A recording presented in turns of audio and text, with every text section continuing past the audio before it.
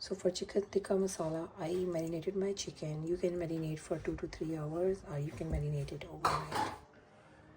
And I just use salt, chili, lemon, yogurt, ginger garlic paste to marinate the chicken. Put all the marinated chicken in the air fryer, and now I'm gonna start my air fryer on the chicken mode, and then let it cook for full 20 minutes until it's gonna leave water and grill a little bit. And then on the meantime, I'm gonna make my gravy. I'm gonna turn chicken one time in between so it can cook on both sides. If you're using the pan technique, you have to make sure the water is completely dried out and there is a nice color on the chicken, and then you can turn off the heat and keep it on side so it's cooled down.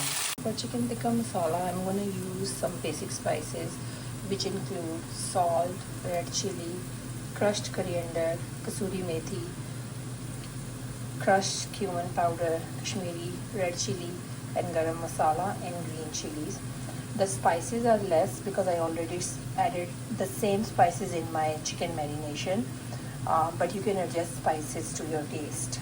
Heat some oil while my chicken is getting ready in the air fryer. I'm gonna add some onions and I'm gonna fry them. I used olive oil, and I'm also gonna use a tablespoon of ghee for the taste. Chicken is slightly golden. I'm gonna add my ginger garlic paste and I'm gonna fry it.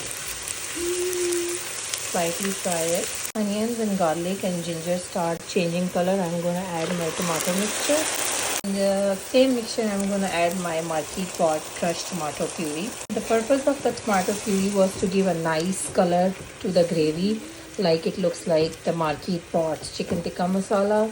So I'm just gonna mix everything and I'm gonna let it simmer for 5 minutes.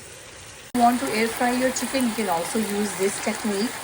You are not adding anything. The chicken will leave its water and leave oil and will cook, and it will you will see a like nice color at the end, like it will look like grilled chicken.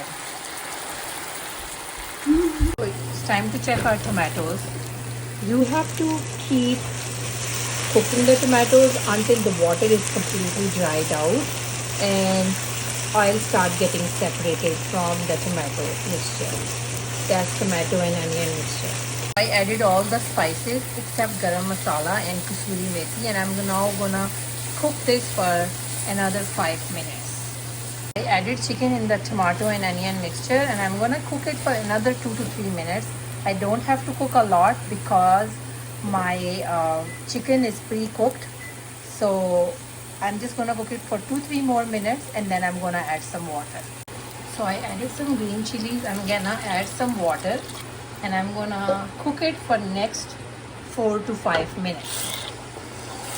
I'm gonna mix everything and I'm gonna let it cook for another 5 minutes, and then I will add kasuri methi and garam masala and some cream, and then I will cook for another 10 minutes. You add water for how thin, you can add water for how thin or like how thick the gravy you want. I will let it cook for another 5 minutes. I'll cover it and cook for another 5 minutes. It is time to check now. When you see the water start bubbling, you can add the remaining spices, which is garam masala and kasuri methi, and then I'm gonna add cream, almost like a pack of cream. So once all the cream is mixed nicely in the chicken tikka masala, I'm gonna cover it for another 10 to 15 minutes, and I'll check spices at this point, and if anything needs to be adjusted, I'll adjust.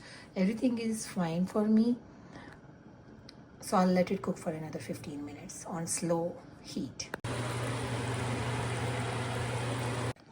So once you see the oil start coming on the gravy, this is the time you can turn off the heat and let it cook a little bit more on its own heat. So I'm gonna turn off the heat and it's ready.